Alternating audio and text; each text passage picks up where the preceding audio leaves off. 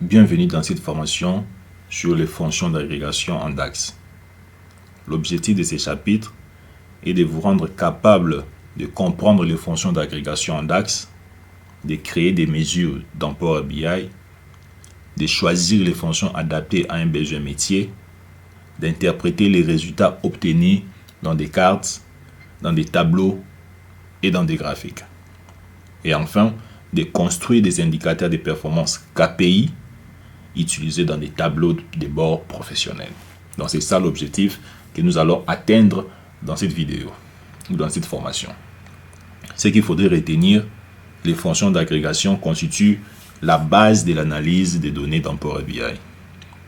Avant de maîtriser les fonctions avancées dans DAX, comme calculette, filter ou all ou tant d'autres fonctions avancées, il est indispensable de savoir utiliser correctement les fonctions d'agrégation.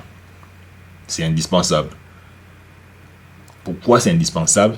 Car elle permet de présenter la majorité des mesures utilisées en entreprise. Donc, c'est indispensable. Ce sont les fonctions d'agrégation qui sont les plus utilisées en entreprise. Pourquoi? Car elle nous permet de présenter ou de construire les indicateurs de performance KPI. Vous voyez?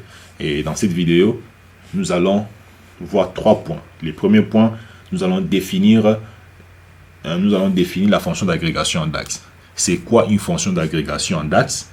Et le deuxième point, nous allons poser une question. Pourquoi les fonctions d'agrégation sont-elles importantes dans Power BI?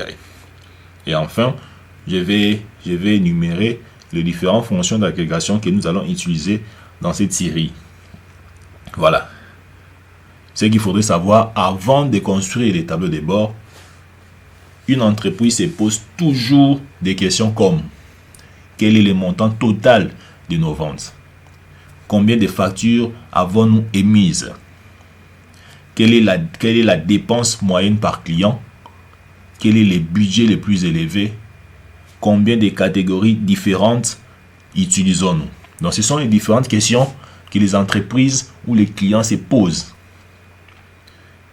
Et toutes ces questions seront répondues ou seront résolues grâce aux fonctions d'agrégation. Donc les fonctions d'agrégation vont nous permettre de résumer une plus grande quantité de données à une information simple et exploitable.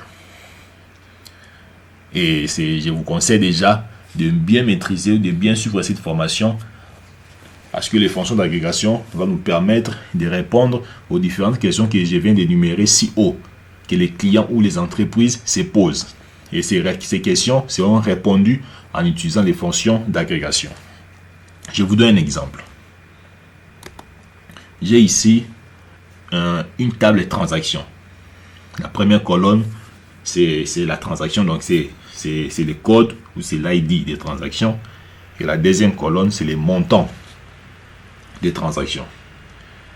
Et les fonctions d'agrégation, dans ces cas, dans des fonctions d'agrégation, peut répondre instantanément à plusieurs questions ici. Par exemple, si nous avons besoin de savoir le montant total de nos transactions, on va utiliser la fonction qu'on appelle SUM. Car la fonction SUM nous permettra d'afficher les montants total de nos transactions. Et si on se mettait à additionner tout ça, ça nous donnera un montant, par exemple 800. Et la fonction SUM nous permettra d'afficher ou de retourner les montants total de nos transactions. On a encore une fonction d'agrégation qu'on appelle average. La fonction average nous permettra de savoir la moyenne de nos montants, de nos transactions, par exemple. Et nous avons aussi une fonction qu'on appelle min. Min, dans ces cas ici, min nous permettra de savoir la plus petite transaction. Et on a la fonction max, nous permettra de savoir la plus grande transaction. Et nous avons la fonction count aussi, qui va nous permettre de compter le nombre de transactions qui se trouvent dans notre table ici. Vous voyez? Donc, il existe plusieurs fonctions d'agrégation, mais je viens de citer au moins 5 fonctions d'agrégation que nous pouvons utiliser dans ces cas. Vous voyez? Mais tout au long de la formation, nous allons faire plusieurs exemples afin de comprendre comment utiliser chaque fonction d'agrégation, afin d'atteindre l'objectif établi ou assigné dans cette vidéo. La deuxième question, pourquoi les fonctions d'agrégation sont-elles importantes dans Power BI?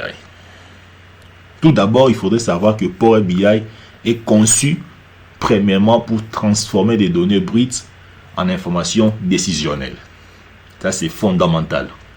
Construire, il permet de transformer des données brutes en informations décisionnelles. C'est-à-dire, Power BI, il est là pour transformer, pour nettoyer nos données ou nos jets de données afin qu'on puisse prendre de bonnes décisions à la fin. Les fonctions d'agrégation, donc, sont au cœur de la transformation, sont au cœur de cette transformation, en répondant aux différentes questions que les clients ou les entreprises peuvent se poser. Et parmi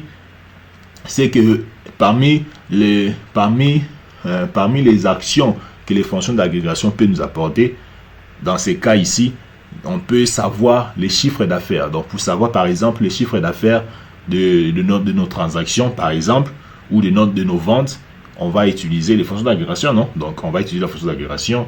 Si nous avons besoin de savoir le montant total, nous allons toujours utiliser les fonctions d'agrégation. Si nous voulons savoir quelles sont les dépenses moyennes de nos clients, nous allons utiliser les fonctions d'agrégation. Si nous avons besoin de savoir quel est le budget le plus élevé, nous allons utiliser les fonctions d'agrégation. Vous voyez? Donc, c'est indispensable de connaître, de savoir utiliser chaque fonction d'agrégation dans différents cas. Donc, ça dépend. On vous donne une question, il faudra analyser tout d'abord et puis, enfin, résoudre, afin que nos décisions soient éclairées pour les clients ou pour les entreprises. Et nous allons voir dans cette série de formations aujourd'hui plus de 11 fonctions d'agrégation que j'ai prévues que nous allons étudier avec vous ensemble. Et parmi ces fonctions d'agrégation, nous avons la fonction sum, c'est pour additionner la valeur d'une colonne. Nous avons la fonction average, c'est pour calculer la moyenne. Nous avons la fonction min, c'est pour retourner la valeur la plus petite. Nous avons la fonction max, c'est pour retourner la valeur la plus grande. Nous avons la fonction count, c'est pour compter les valeurs numériques. Nous avons la fonction count a, c'est pour compter toutes les valeurs non vides. Nous avons la fonction count black, c'est pour compter les cellules vides. Nous avons la fonction count rows, c'est pour compter les nombres de lignes d'une table. Nous avons la fonction distance count, c'est pour compter les valeurs uniques. Nous avons la fonction distance count no black, c'est pour compter les valeurs uniques en ignorant les cellules vides. Donc, ce sont les différentes fonctions que nous allons étudier dans cette série de formations. Je m'arrête là. On se voit dans la vidéo suivante. On va maintenant commencer à traiter ou à résoudre chaque exercice ou chaque cas afin de comprendre l'utilisation des fonctions d'agrégation. Ce qu'il faudrait savoir ou retenir dans cette introduction, que Power BI, il est conçu premièrement pour transformer des données brutes en informations décisionnelles.